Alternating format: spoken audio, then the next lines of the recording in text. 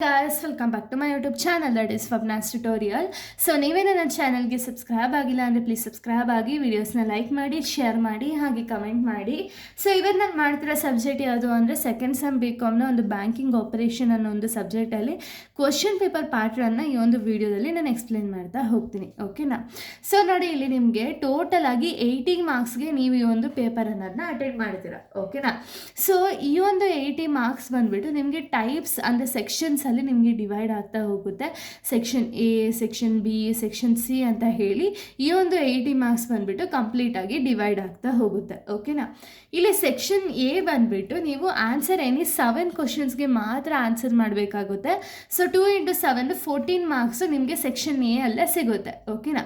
So ಈ ಒಂದು 14 marks ಏನಿದೆಯಲ್ಲ, ಈ 14 ಮಾರ್ಕ್ಸ್ ನಿಮಗೆ ಯಾವ ರೀತಿ ಸಿಗುತ್ತೆ ಅಂದರೆ ಇಲ್ಲಿ ಜಸ್ಟ್ 8 ಕ್ವಶನ್ಸ್ ಇರುತ್ತೆ.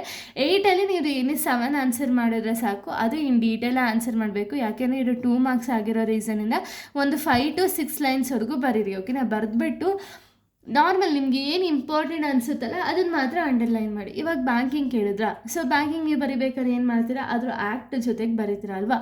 ಸೊ ಆ್ಯಕ್ಟ್ ಬರಿಬೇಕಾದ್ರೆ ಆ್ಯಕ್ಟ್ನ ಒಂದು ಅಂಡರ್ಲೈನಿಂಗ್ ಅನ್ನೋದನ್ನ ಮಾಡಿ, ಹಾಗೆ ಒಂದು ಮೀನಿಂಗ್ ಏನಿದೆಯಲ್ಲ ಅದು ಸ್ವಲ್ಪ ಮೀನಿಂಗ್ ಏನು ಬೇಕಲ್ಲ ಅದನ್ನು ಮಾತ್ರ ಅಂಡರ್ಲೈನ್ ಮಾಡಿ. ಓಕೆನಾ?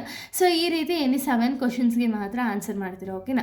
ನೆಕ್ಸ್ಟ್ ಸೆಕ್ಷನ್ B ಬಂದುಬಿಟ್ಟು ಎನಿ 3 ಕ್ವಶನ್ಸ್ನ ಆನ್ಸರ್ ಮಾಡಬೇಕಾಗುತ್ತೆ. 1 ಕ್ವಶನ್ಗೆ ನಿಮಗೆ 8 ಮಾರ್ಕ್ಸ್ ಅನ್ನೋದು ಸಿಗುತ್ತೆ. 3 ಕ್ವಶನ್ಸ್ ಅಂದರೆ ಇಲ್ಲಿ ಸೆಕ್ಷನ್ B ಅಲ್ಲಿ ನಿಮಗೆ 24 ಮಾರ್ಕ್ಸ್ ಅನ್ನೋದು ನೀವು ಗೇನ್ ಮಾಡ್ಬೋದು. ಓಕೆನಾ? ಈ 24 ಮಾರ್ಕ್ಸ್ನ ಯಾವ ರೀತಿ ತೊಗೋಬೋದು ಅಂದರೆ ನಿಮಗೆ 5 ಕ್ವಶನ್ಸ್ ಇರುತ್ತೆ. 5ಅಲ್ಲೇ ಜಸ್ಟ್ ಎನಿ 3ನ ಅಟೆಂಡ್ ಮಾಡ್ತೀರಾ. ಈ 3ಗೆ ನಿಮಗೆ 8 ಮಾರ್ಕ್ಸ್ ಅನ್ನೋದು ಬರುತ್ತೆ 1 ಕ್ವಶನ್ಗೆ. ಓಕೆನಾ? ಸೊ ಈ ಒಂದು ಕ್ವಶನ್ಸ್ ಬಂದುಬಿಟ್ಟು 8 ಮಾರ್ಕ್ಸ್ ಆಗಿರೋ ರೀಸನ್ ಅಟ್ಲೀಸ್ಟ್ 2 ಪೇಜಸ್ನ ಬರೆಯೋಕ್ಕೆ ಟ್ರೈ ಮಾಡಿ. ಇಲ್ಲ ನನಗೆ ಟೈಮು ಸಾಲ್ತಿಲ್ಲ, ನನಗೆ ಒಂದು ಪೇಜಸ್ ಕೂಡ ಸಾಲಲ್ಲ ಅಂದ್ಕೊಳ್ತೀನಿ ನಾನು ಹ್ಯಾಂಡ್ ರೈಟಿಂಗಿಗೆ ಅಂದ್ಕೊಂಡ್ರೆ, ಫಸ್ಟ್ ನೀವೇನು ಮಾಡಿ, ಫಸ್ಟ್ ಬುಕ್ಲೆಟ್ ಬಂದಿದ ತಕ್ಷಣ ಒಂದು ಸತಿ ಬ್ರೀಫಾಗಿ ನೋಡಿ, ಎಲ್ಲೆಲ್ಲಿ ಇಷ್ಟಿಷ್ಟು ಪೇಜಸ್ ಬೇಕು ಅಂತ ಹೇಳಿ ಬ್ರೀಫಾಗಿ ನೋಡಿ. ಅದಾದಮೇಲೆ ನೆಕ್ಸ್ಟ್ ನೀವು ಬರೆಯೋದಕ್ಕೆ ಸ್ಟಾರ್ಟ್ ಮಾಡ್ಕೊಳ್ಳಿ. ಓಕೆನಾ? ಇಲ್ಲಿ ಟೋಟಲಾಗಿ 5 ಕ್ವಶನ್ಸ್ ಕೊಟ್ಟಿದ್ದಾರೆ. 5ಅಲ್ಲಿ ಜಸ್ಟ್ 3 ಕ್ವಶನ್ಸ್ಗೆ ಮಾತ್ರ ನೀವು ಬ್ರೀಫಾಗಿ ಆನ್ಸರ್ ಮಾಡ್ತೀರಾ. ಓಕೆನಾ? ಇನ್ನು ಸೆಕ್ಷನ್ C ಬಂದುಬಿಟ್ಟು ಎನಿ 3 ಕ್ವಶನ್ಸ್ಗೆ ಮಾತ್ರ ನೀವು ಆನ್ಸರ್ ಮಾಡಬೇಕಾಗುತ್ತೆ. ಇಲ್ಲಿ 5 ಕ್ವಶನ್ಸ್ನ ಕೊಟ್ಟಿರ್ತಾರೆ. ಅಂದರೆ ಈ ಒಂದು 1 ಕ್ವಶನ್ಗೆ ನಿಮಗೆ ಇಲ್ಲಿ 14 ಮಾರ್ಕ್ಸ್ ಅನ್ನೋದು ಸಿಗುತ್ತೆ. 3 ಕ್ವಶನ್ಸ್ ಅಂದರೆ 42 ಮಾರ್ಕ್ಸ್ ಬಂದುಬಿಟ್ಟು ನಿಮಗೆ ಸೆಕ್ಷನ್ C ಅಲ್ಲೇ ನಿಮಗೆ ಸಿಗುತ್ತೆ. ಓಕೆನಾ? ಸೊ ನೋಡಿ, ಇಲ್ಲಿ ಸೆಕ್ಷನ್ A ಆಗಿರ್ಬೋದು, ನಿಮಗೆ ನಾರ್ಮಲಾಗಿ ನಿಮಗೆ ಮೀನಿಂಗ್ಸ್ಗಳು ಗೊತ್ತಿದ್ರೆ ಸಾಕು. ಸೆಕ್ಷನ್ ಏನು ಅಟೆಂಡ್ ಮಾಡ್ತೀರಾ, section B and section C ಬಂದುಬಿಟ್ಟು ಇನ್ ಡೀಟೇಲಾಗಿ ನೀವು ಬರೀಬೇಕು. ಓಕೆನಾ? ಸೊ ನೋಡಿ, ಇಲ್ಲಿ ಇನ್ ಬ್ರೀಫ್ ನಾವು ನೋಡೋದಾದರೆ 2 ಮಾರ್ಕ್ಸ್ದು 7 ಕ್ವಶನ್ಸ್ನ ಅಟೆಂಡ್ ಮಾಡಬೇಕಾಗುತ್ತೆ. 8 ಮಾರ್ಕ್ಸ್ದು 3 ಕ್ವಶನ್ಸ್ನ ಅಟೆಂಡ್ ಮಾಡಬೇಕಾಗುತ್ತೆ. 14 ಮಾರ್ಕ್ಸ್ 3 ಕ್ವಶನ್ಸ್ನ ಅಟೆಂಡ್ ಮಾಡಬೇಕಾಗುತ್ತೆ. ಟೋಟಲ್ 80 ಮಾರ್ಕ್ಸ್ ಆಗುತ್ತೆ. ಬಟ್ ಏನು ಅಂದರೆ ನಿಮಗೆ 10 ಮಾರ್ಕ್ಸ್ 14 ಮಾರ್ಕ್ಸ್ ಏನಿದೆಯಲ್ಲ, ಈ 14 ಮಾರ್ಕ್ಸ್ ಅಟ್ಲೀಸ್ಟ್ 4 to 5 ಪೇಜಸ್ ಬರೆಯೋದಕ್ಕೆ ಟ್ರೈ ಮಾಡಿ. ಓಕೆನಾ? ಸೊ ಫಸ್ಟ್ ನೀವು ಒಂದು ನೀಟಾಗಿ ಬುಕ್ಲೆಟ್ನ ನೋಡಿ ಅದಾದಮೇಲೆ ಸ್ಟಾರ್ಟ್ ಮಾಡಿ. ಓಕೆನಾ? ಈಗ ನೆಕ್ಸ್ಟ್ ನಾವು ಒಂದು ಬ್ಯಾಂಕಿಂಗ್ ಆಪರೇಷನ್ಸಲ್ಲಿ ಇಂಪಾರ್ಟೆಂಟ್ ಯಾವುದೆಲ್ಲ ಕ್ವಶನ್ಸ್ ಇರ್ಬೋದು ಅಂತ ಹೇಳಿ ನೋಡ್ತಾ ಹೋಗೋಣ. ಓಕೆನಾ? ಸೊ ನೋಡಿ, 2 ಮಾರ್ಕ್ಸ್ದು ಯಾವುದೆಲ್ಲ ಇಂಪಾರ್ಟೆಂಟ್ ಕ್ವಶನ್ಸ್ ಇದೆ ಅಂತ ಹೇಳಿ ನಾವು ನೋಡೋದಾದರೆ, ಗಿವ್ ದ ಮೀನಿಂಗ್ ಆಫ್. ಓಕೆನಾ? ಯಾವುದೆಲ್ಲ ಮೀನಿಂಗ್ಸ್ನ ಕೇಳ್ಬೋದು. 2 ಮಾರ್ಕ್ಸ್ ಅಂದರೆ ನಿಮಗೆ just meaning, expansion, difference between ಇದನ್ನೇ ಕೇಳ್ತಾರೆ. ಓಕೆನಾ? Meaning of bank, mobile banking ಅಂದರೆ ಏನು, ಡೆವಲಪ್ಮೆಂಟ್ ಬ್ಯಾಂಕ್ ಅಂದರೆ ಏನು, ಕಸ್ಟಮರ್ ಅಂದರೆ ಯಾರು, ಎಂಡೋಸ್ಮೆಂಟ್ ಅಂದರೆ ಏನು, ಫಾರಿನ್ ಬ್ಯಾಂಕ್ಸ್ ಅಂದರೆ ಏನು, ಯಾವ ರೀತಿ ಫಾರಿನ್ ಬ್ಯಾಂಕ್ಸ್ ಅನ್ನೋದು ವರ್ಕ್ ಆಗುತ್ತೆ, ನಾನ್ ರೆಸಿಡೆಂಟ್ ಅಕೌಂಟ್ ಅಂದರೆ ಏನು, ಅಥವಾ ಆರ್ಡರ್ ಚೆಕ್ ಅಂದರೆ ಏನು ಅಂತ ಹೇಳಿ ಕೇಳ್ಬೋದು. ಓಕೆನಾ? ಇನ್ನು ನೆಕ್ಸ್ಟು ವಾಟ್ ಈಸ್, ಇದು ಕೂಡ 2 ಮಾರ್ಕ್ಸ್ಗೆ. ಕ್ರಾಸ್ ಚೆಕ್ ಅಂದರೆ ಏನು, ಲೆಟರ್ ಆಫ್ ಕ್ರೆಡಿಟ್ ಅಂದರೆ ಏನು, ಬಿಲ್ಸ್ ಆಫ್ ಎಕ್ಸ್ಚೇಂಜ್ ಅಂದರೆ ಏನು, ಸೆಕ್ಯೂರ್ಡ್ ಲೋನ್ಸ್ ಅಂದರೆ ಏನು, ಪ್ರಾಮಿಸರಿ ನೋಟ್ ಅಂದರೆ ಏನು, ಬಿಸ್ನೆಸ್ ಎಥಿಕ್ಸ್ ಅಂದರೆ ಏನು, ರಿಪೋ ರೇಟ್ ಅಂದರೆ ಏನು, ಶೆಡ್ಯೂಲ್ ಬ್ಯಾಂಕ್ ಅಂದರೆ ಏನು, ಕಾಂಟ್ಯಾಕ್ಟ್ಲೆಸ್ ಪೇಮೆಂಟ್ ಅಂದರೆ ಏನು, ಪೇಮೆಂಟ್ಸ್ ಬ್ಯಾಂಕ್ ಅಂದರೆ ಏನು, ಈ ರೀತಿ ಇದ್ರ ಮೀನಿಂಗ್ಗಳನ್ನ ಕೇಳ್ಬೋದು. ಓಕೆನಾ? ಇನ್ನು ನೆಕ್ಸ್ಟ್ ಇದೇ ರೀತಿ 2 ಮಾರ್ಕ್ಸ್ದ ಇಂಪಾರ್ಟೆಂಟ್ ಕ್ವಶನ್ಸ್ನ ನಾವು ನೋಡೋದಾದರೆ, ಸೊ ನೋಡಿ ನೆಕ್ಸ್ಟು ಎಕ್ಸ್ಪ್ಯಾಂಡಲ್ಲಿ ಏನೇನೆಲ್ಲ ಕೇಳ್ಬೋದು, EFT, UPI, NEFT, MICR, RTGS, CGTS, TMSC. So ಇದೆಲ್ಲ ಒಂದು ಎಕ್ಸ್ಪ್ಯಾನ್ಷನ್ಗೆ ಕೇಳಬಹುದು. ಓಕೆನಾ? ಸೊ ನೋಡಿ, ಎಕ್ಸ್ಪ್ಯಾಂಡಲ್ಲಿ ನಿಮಗೆ ತುಂಬ ಎಕ್ಸ್ಪಾನ್ಸ್ಗಳು ಐತೆ, ಓಕೆನಾ. ಅದರಲ್ಲಿ ಯಾವ್ದಾದ್ರು ಒಂದಾರು ಕೇಳ್ಬೋದು ಅಥವಾ ಎರಡಾರು ಕೇಳ್ಬೋದು, ಓಕೆನಾ. ಅಟ್ ಎ ಟೈಮ್ ಎಕ್ಸ್ಪ್ಯಾಂಡ್ ಅಂತ ಕೊಟ್ಬಿಟ್ಟು UPI ನೆಫ್ಟ್ನ ಎಕ್ಸ್ಪ್ಯಾಂಡ್ ಮಾಡಿ ಆ ರೀತಿ ಕೇಳ್ಬೋದು, ಓಕೆನಾ.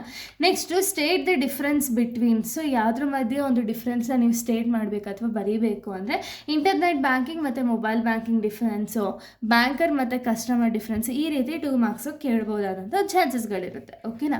ಇನ್ನು 8 ಮಾರ್ಕ್ಸ್ದ ಇಂಪಾರ್ಟೆಂಟ್ ಕ್ವಶನ್ಸ್ನ ನಾವು ನೋಡೋದಾದರೆ ಯಾವುದಾದ್ರೆಲ್ಲ 8 ಮಾರ್ಕ್ಸ್ದ ಇಂಪಾರ್ಟೆಂಟ್ ಕ್ವಶನ್ಸ್ ಬರ್ಬೋದು ಅಂದರೆ explain the evaluation of banking in India. So evaluations of banking in India ಅಂದರೆ ಸ್ಟೇಜಸ್ ಆಗಿರ್ಬೋದು, ಇದನ್ನೆಲ್ಲ ಕೇಳ್ಬೋದು, ಓಕೆನಾ. ಇದನ್ನೆಲ್ಲ ಕೂಡ ಇನ್ ಡೀಟೇಲಾಗಿ ನಾನು ಆಲ್ರೆಡಿ ಎಕ್ಸ್ಪ್ಲೈನ್ ಮಾಡಿದ್ದೀನಿ.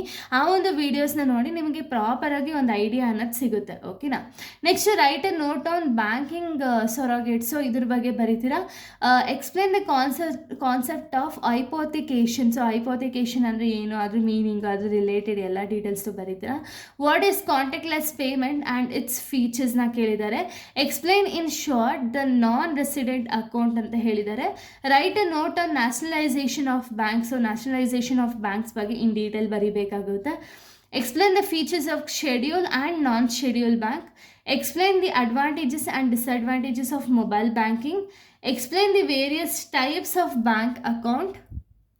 Next, to write a note on bills of exchange, ATMs. Explain the different types of frauds in banking. What is crossing of check? Explain. Give the advantages and disadvantages of mobile banking. Briefly explain the retail and agency services of banks. Different current account and saving account ಅಂದರೆ difference between current account and saving account, ಓಕೆನಾ. ಇದೆಲ್ಲ 8 marks ಕೇಳುವಂಥ ಚಾನ್ಸಸ್ಗಳಿರುತ್ತೆ, ಓಕೆನಾ. ಇನ್ನು 14 marks ಕ್ವಶನ್ಸ್ನ ನಾವು ನೋಡೋದಾದರೆ define commercial bank and it's functions of commercial bank. What are the structure of banking. What is endorsement. Explain the types of endorsement. Write a note on small finance bank and development banks. Explain the various types of loans and advances given by banks. Next, what is negotiable instrument? Explain its features. Role and functions of RBI. Explain the difference between digital banking and traditional banking. Write a note on Banking Regulation Act. Explain the functions and features of cooperative banks. How monetary tools are helping to control the economy. Explain. Explain the various methods and features of electronic fund transfer, EFT. Difference between check and promissory note. What is CGTMSC? Explain its features. What are the remedies for banking frauds and ethical issue. Explain different types of capital loans availed by banks ಅಂತ ಹೇಳಿದ್ದಾರೆ. So ಇದೆಲ್ಲ ಒಂದು ಇನ್ ಡೀಟೇಲಾಗಿ ನೀವು explain ಮಾಡಬೇಕಾಗುತ್ತೆ, ಓಕೆನಾ. So ಇದೆಲ್ಲ ಒಂದು important 2 marks, 8 marks and 14 marks question ಆಗಿದೆ. ಇನ್ನು ನೆಕ್ಸ್ಟ್ ವೀಡಿಯೋದಲ್ಲಿ ನಾನು ಬೇರೆ ಒಂದು ಕ್ವಶನ್ಸ್ನ ಎಕ್ಸ್ಪ್ಲೈನ್ ಮಾಡ್ತೀನಿ. So thank you guys, thanks for watching.